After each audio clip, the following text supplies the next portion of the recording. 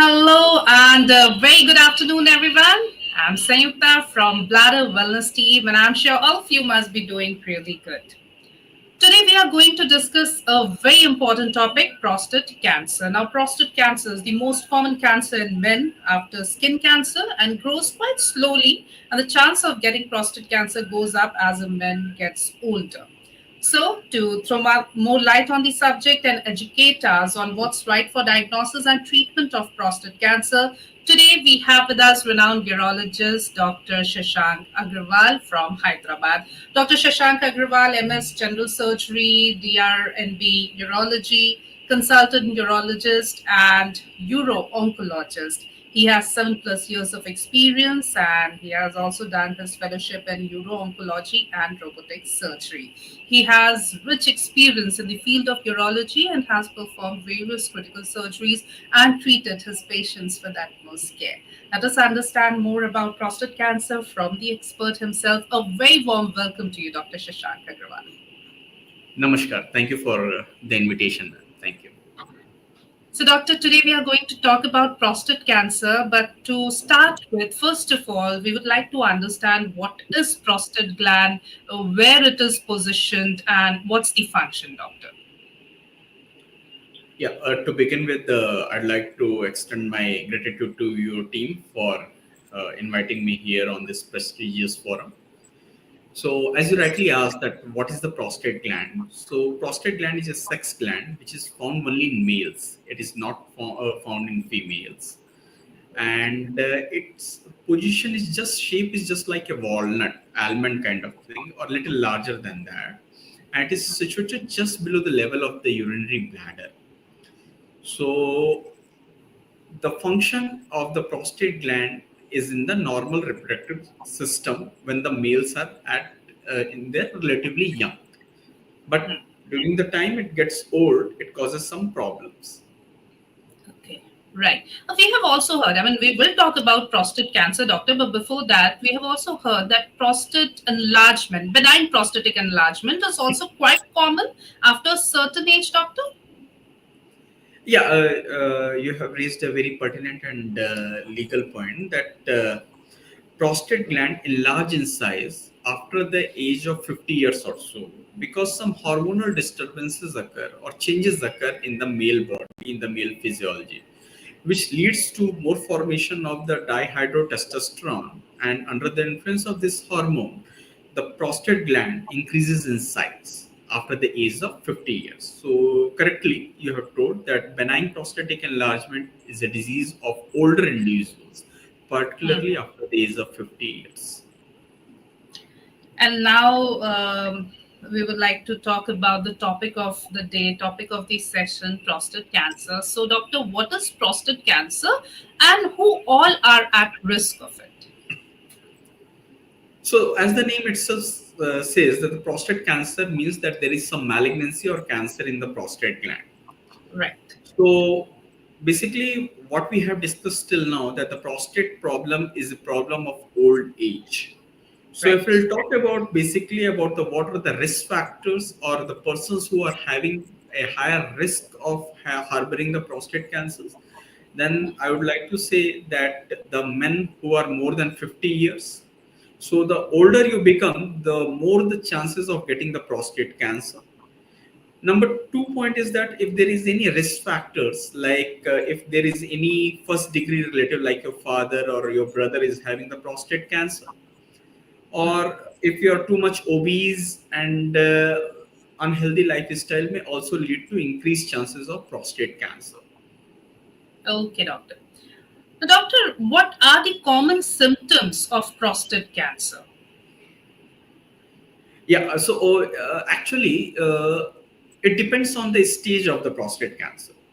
So, Okay. in the early stage, the patient will not be having any symptoms. They will be completely all right and they will be completely unaware that any abnormality is going on in their prostate. But as the stage will advance, the patients may come up with some urinary symptoms, like they will be having some difficulty in passing urine, which we used to say dysuria. They may even come up like, doc, I am not able to pass the urine freely. There is some straining which I have to put while passing my urine. or the patients may complain that they have to go multiple times for urination. We used to say increased frequency, especially at night hours, or even after coming out from the urinal, the patients may complain that still there is some urine is there inside the bladder. They are not feeling completely free, or there may be symptoms of urgency. The moment they feel that they have to pass urine, they have to rush to the washroom. Otherwise, some drops of urine may comes or spoil their undergarments. So these are some of the symptoms which we often encounter in the patients with the prostate cancer. But to remind you again, it depends on the stage. Early Right. stage prostate cancer patients may not be having any symptoms. So, doctor, as we were discussing initially, when you were telling us about benign enlargement of prostate, which is not the prostate cancer, but which is quite common, that it is quite common after a certain age. Are the symptoms similar in both benign and cancerous prostate? Yeah, most of the symptoms overlap between BPH, that is benign prostatic enlargement, and cancer prostate. But if the cancer prostate is very detected in a very late state, at that point where it has spread to the bones and all, then the patients in the prostate cancer may have additional symptoms of bone pain, particularly in the back pains and all, or they may often come with a complaint of some blood in the urine. So these are some of the additional symptoms which we can found or which we can find in the patients having carcinoma of prostate when compared to the BPH patients. Otherwise, most of the urinary symptoms usually overlap in between these two Right, entities. right. And Dr. Agrawal, why I ask this is because what happens after a certain stage, both men and women have these symptoms, urinary related symptoms for various other reasons. Because we are talking about prostate, I'll talk about men. When they tell them to go and consult a doctor, they'll often, tell us that, we are aging, or I'm diabetic, or I have other issues. So now, these symptoms are bound to and I'll have to live with these symptoms. They don't understand the gravity of the problem, or even if it's benign, I mean, it is treatable, right? Though we are talking about prostate cancer, what I'm trying to derive from your answer is that when people often ignore or starts living with these symptoms, is it a red flag area? Yeah, completely. So basically, the problem is the lack of awareness. Many of the Hmm. persons thinks that all their urinary symptoms are just as a part of their aging process, but they often don't understand the basic concept that in majority of these patients, not only the age is the culprit, but the prostate gland is basically the culprit.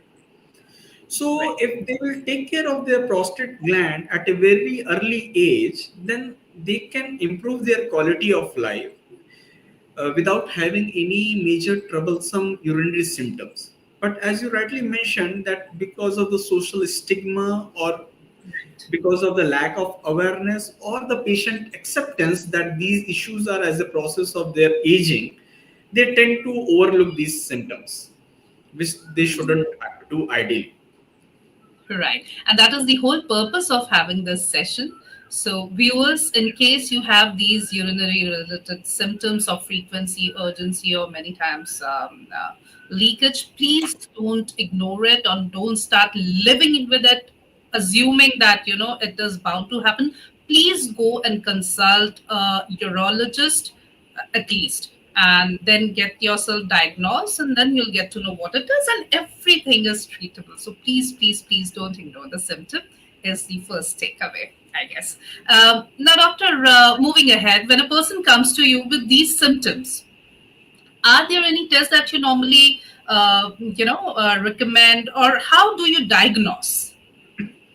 So once any elderly patient walks in my OPD with any complaint of lower urinary tract symptoms, which I have mentioned just now.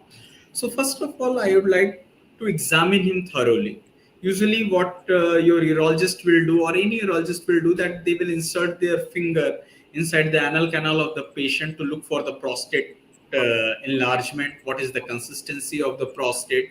Whether any painful conditions of the prostate, like prostatitis, is there or not, and they will also tend to evaluate that with the IPSS score, which is a score which will let us know that how bothering these symptoms are to the patient.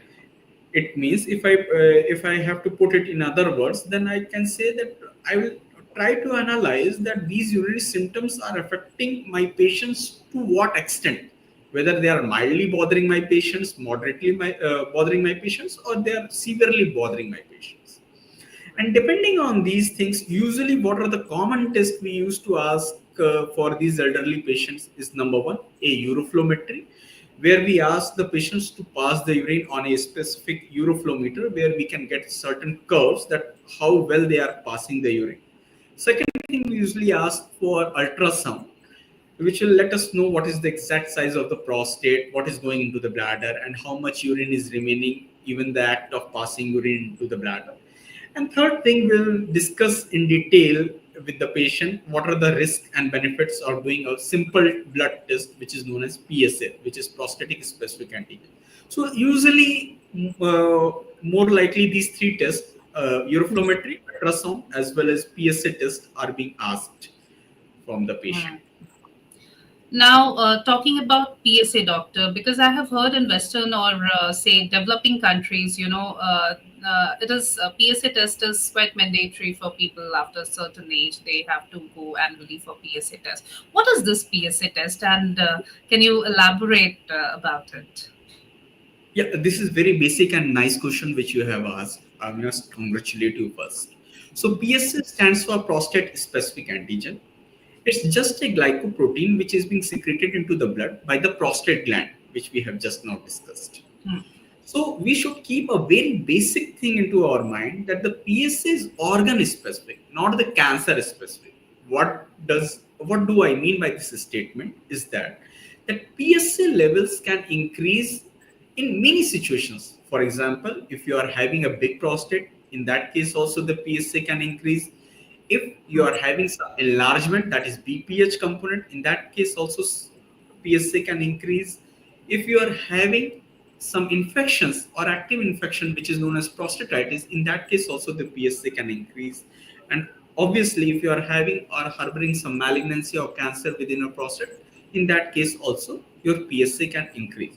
So PSA is just a screening test. It is not a defining test whether you are having some cancer or non-cancer. It just shows that there is something abnormal within your prostate which merits further evaluation by other modalities. Right.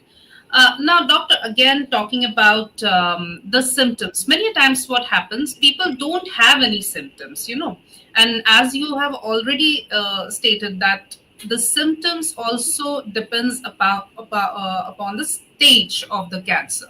But for example, there is no symptom, no frequency, urgency, or incompetence kind of symptom, then definitely a person won't normally go and land up in front of a doctor or a neurologist. In that case, what to do? So actually, I'd like to give you a very live examples why India is different from the West.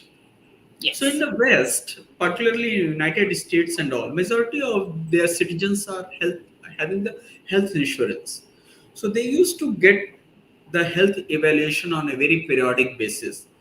The PSA is also one of the major component of their health checkup. So in US, majority of the patients who are having some abnormality in the prostate, say even in the prostate cancers, they can be detected at a very early stage. And in that very early stage, usually the people don't have any symptoms. However, in India, majority of our populations are not having any insurance or not having good financial backup.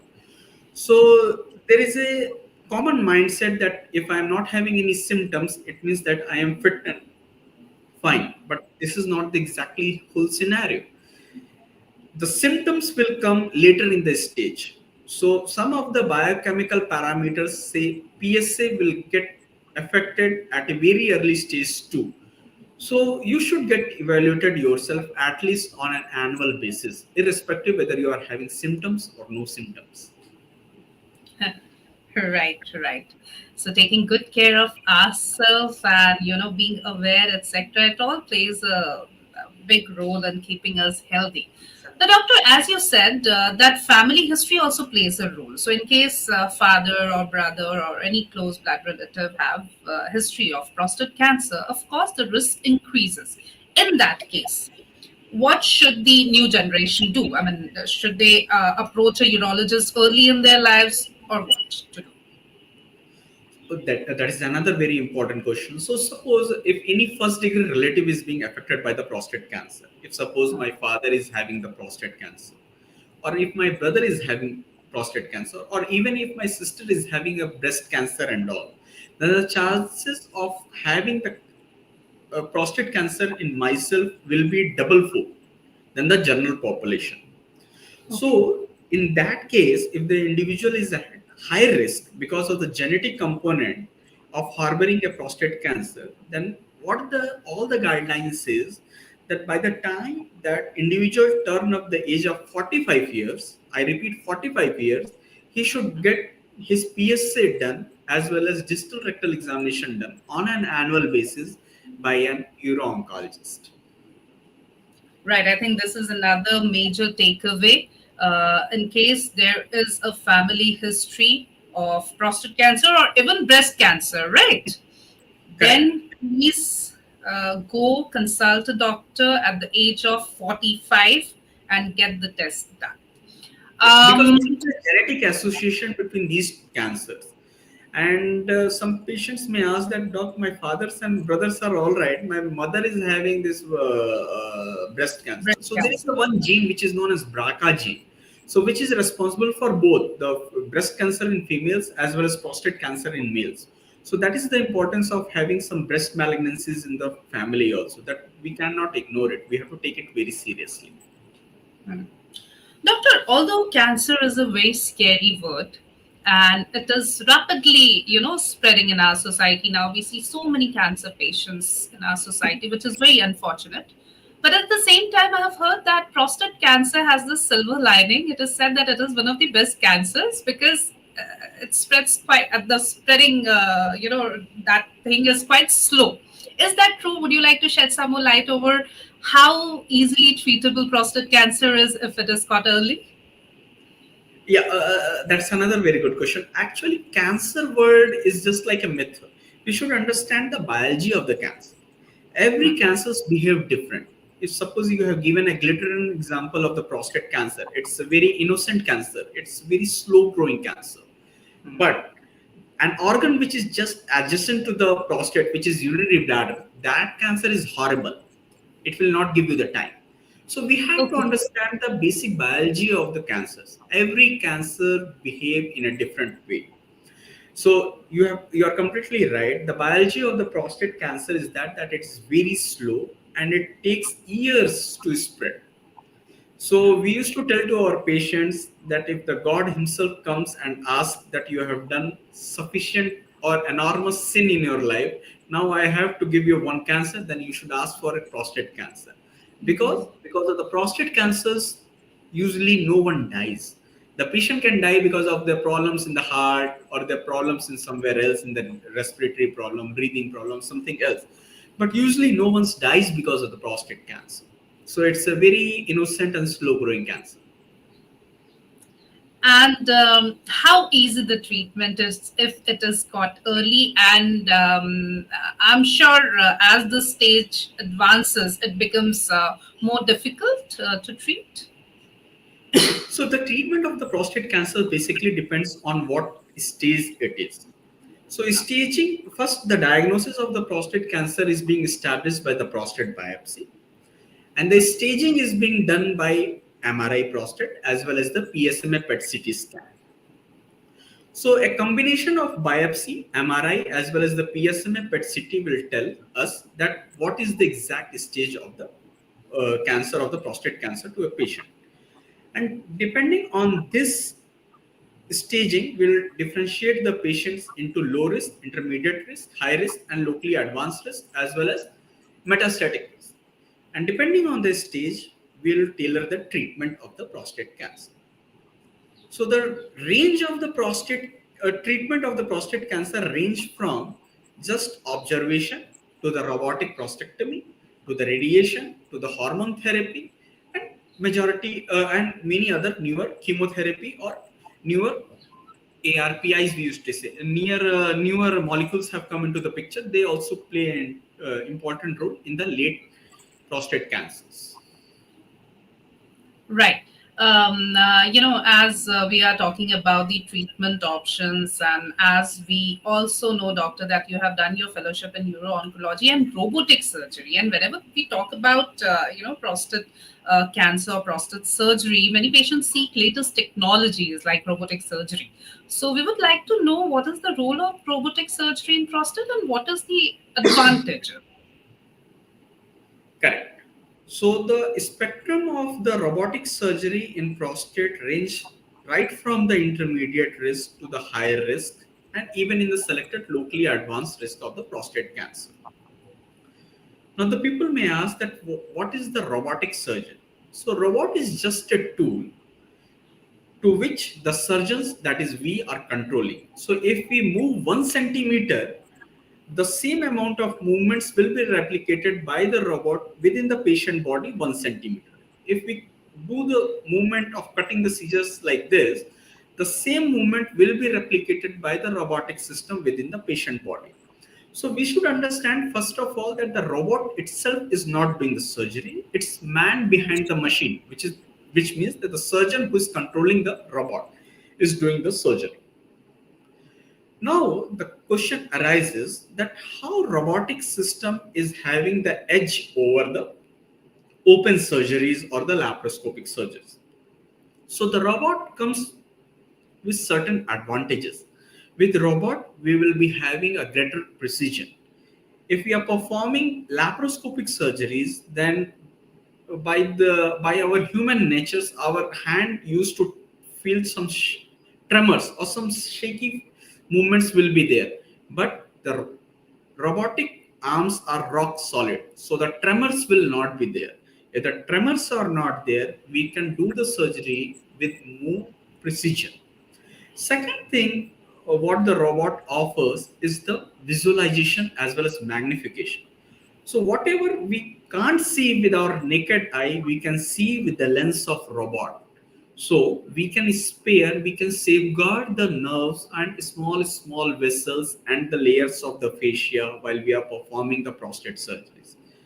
And if we can preserve some of the nerves as well as the facial layers of the prostate, then the functional outcome, it means that after the surgery, the recovery will be very faster and the patients can resume their normal activities within no time. So this is the advantage of having the robot over our conventional laparoscopic or open surgeries. And now in the 21st era, any prostate surgery, the robotic approach is being now considered as a gold standard approach. Okay, and I'm sure people are going for it, right? The number of robotic surgeries are increasing. People are choosing it over other conventional ways of surgery. Yeah, definitely yes. Because prostate, if you look into the anatomy of the prostate, it is deeply seated within the pelvic cavity. So in the pelvic cavity, that cavity is being enclosed by bones, pelvic bones, where we have very limited space. So, where our eyes or hand cannot reach with ease during the open surgeries, the Right. finer robotic arms can reach because as they takes very minimum amount of space. And with a great magnification, visualization as well as precision, we can offer high quality surgery to the patient having the cancer prostate. Right. Doctor, as we have already discussed that, prostate abnormalities, be it benign or be it malignant, and it happens after a certain age. So even if you are at risk at 45, you should get yourself tested with the doctor, screened, etc. Otherwise, also in case you have symptoms or no symptoms, you should get a regular checkup just to be informed that your prostate is doing well. So age is a factor, right? Age is there. So we can assume that mostly prostate cancer happens after a certain age, maybe 50, 55, 60 plus. In that case, how easy is the recovery? Because cancer, we have seen in other cancers, patients lose hopes, patients get very, very dull physically, mentally, in every way. How different it is in prostate cancer. So, before venturing into the treatment and of the prostate cancer, we should understand that, as I have told, that it's a very slow growing cancer. So, Yes. if it is being detected at a very early stage, say within when it is within the prostate or just little bit outside of the prostate, we can give complete cure to the patient. Once the prostate is out, by the help of the robotic approach, we can nearly cure the patient, that there will be no signs of prostate cancer in his body. But if the prostate cancer is being detected at a late stage where surgery cannot be performed, in that case also we can reasonably control the progression of the prostate cancer to a very good extent. So it depends on the stage, that at what stage we are dealing with. But to assure Right. the patients that for every stage we have a good and effective means of controlling the cancer. Okay. Doctor, because we were talking about robotic surgeries and all the advantages it have, are there any side effects of robotic surgery as of now? Yeah. So, rather, I would like to put in a way that every modality which is associated with the prostate cancer management has its own some benefits and some demerits. So I Okay. have told you the benefits of prostate robotic approach for prostate surgery, like better visualization, better magnification, tremor free, short hospital stays, minimal blood loss, early recovery. But there are some side effects of the robotic surgery. Number one is that the patients will be having urinary incontinence. It means that after performing the surgeries, once the catheter will be removed after 1 week or 10 days, the patient will have urine leak. It means that there will be loss of urine control, but it will be a temporary. We'll teach patients some pelvic floor strengthening exercises, which we used to say Kegel's exercise.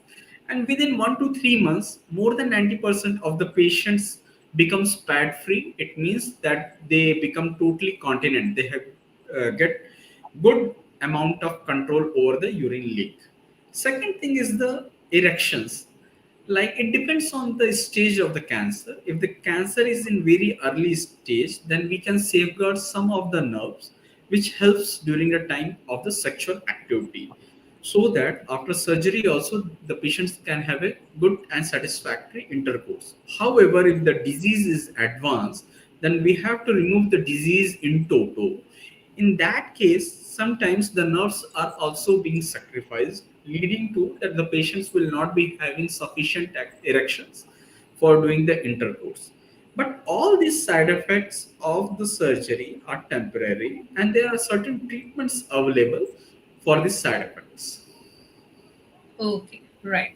Now, doctor, with cancer, there's another thing called recurrence. It happens again, it bounces back. So, can prostate cancer come back after a proper treatment? Yeah, it can recur. So there is some risk factors uh, in uro-oncology, based on which we can tell the patients that whether they are having the low risk or high risk of recurrence. So that is why we used to follow these patients for a long period of time. Say every 3 monthly, we used to do a simple blood test, that is PSA, to see whether any recurrence is coming or not.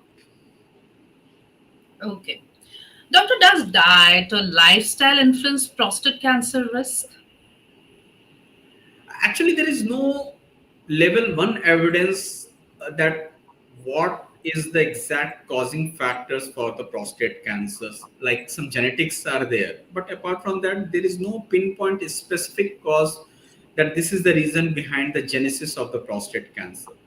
But yes, all these studies have shown that if the person will take care of their health by consuming healthy food, with reduction of the red meat, and by following regular exercise, the incidence of harboring the prostate cancer in their lifetime will be relatively less than comparison to the persons who are obese or having unhealthy lifestyles or having sedentary lifestyles, or who are not fit. In those patients, the risk of cancer prostate is definitely more than in comparison to the healthy males.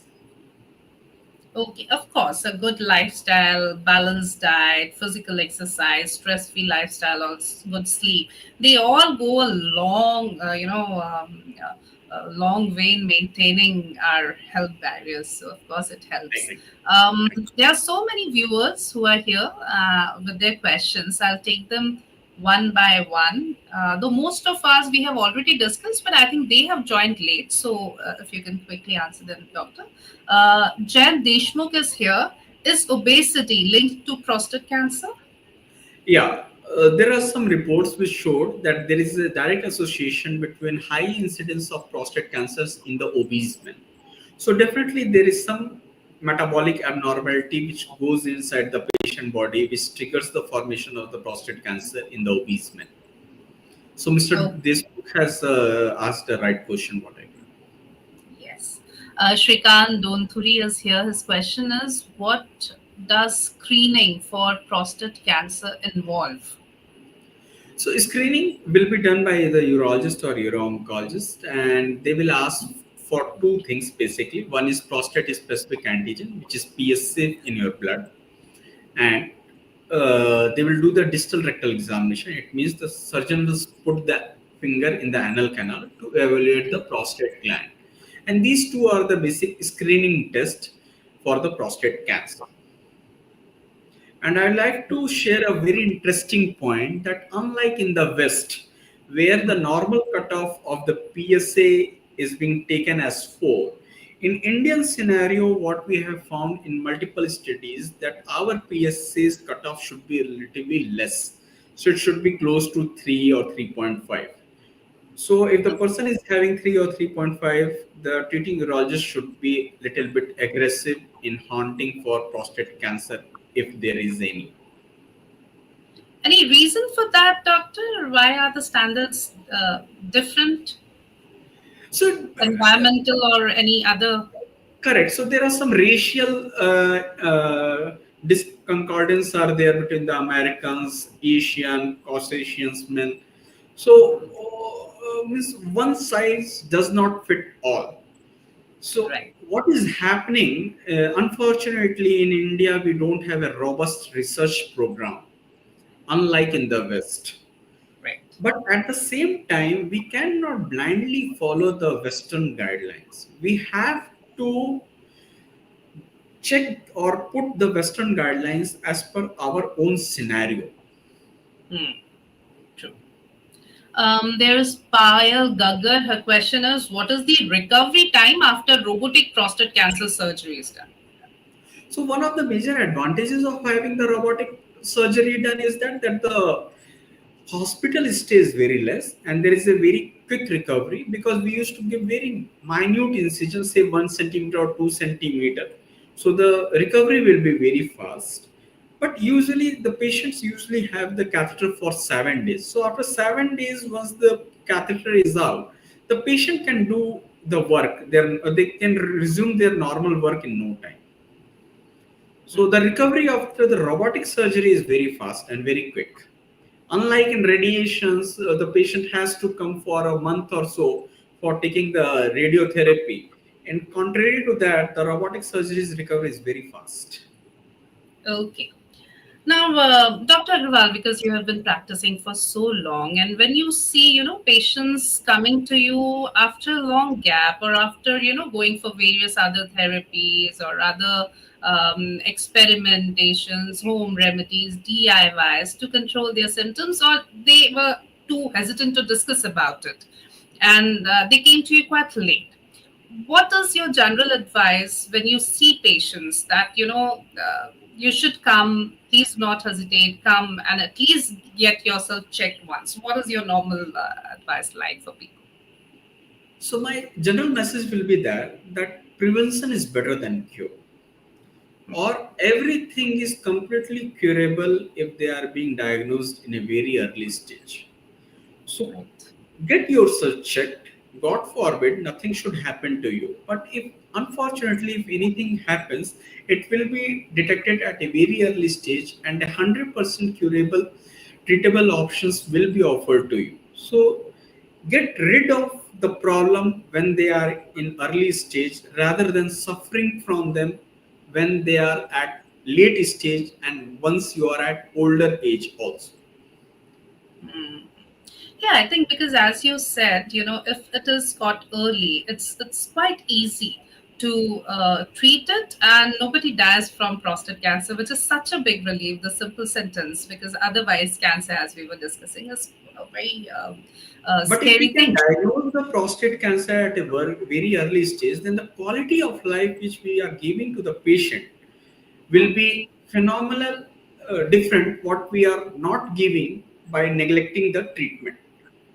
So True. cancer's thing is that we should take not only the cancer's outcome into mind, but we have to also give good quality of life to the patient, because the True. quality of life is the major thing. Every person has the right to live with dignity rather than to live with misery conditions. Correct. True. Now, before we sum up the whole session, Doctor, any take home message or any do's and don'ts that you would like to remind us before we wind up? Keep care of your health, eat good food, do regular exercise, and if possible, try to have insurance so that you should not worry about the financial burden, and get yourself tested at periodic interval so that apart from the prostate cancer you should live healthy and a healthy life. That's all. Right. And for the males who are 45 or 50 plus, any advice to them? Actually, if you are having any symptoms in the symptoms of urination, then do consult your urologist on a sooner basis rather than neglecting it, thinking it as a part of aging. And if possible, if you want to come and discuss with your urologist or uro-oncologist about the benefits and risk of doing the PSA testing. So a simple test can prevent you from becoming the victim of a slow poisonous disease like prostate cancer. Right. Thank you so very much, Dr. Shashank Agrawal. It was wonderful talking to you, sir. Thank you for your valuable time and making this such an informative session for our viewers. Thank you so very much. Thank you, ma'am. It was my pleasure. Thank you. Namaskar.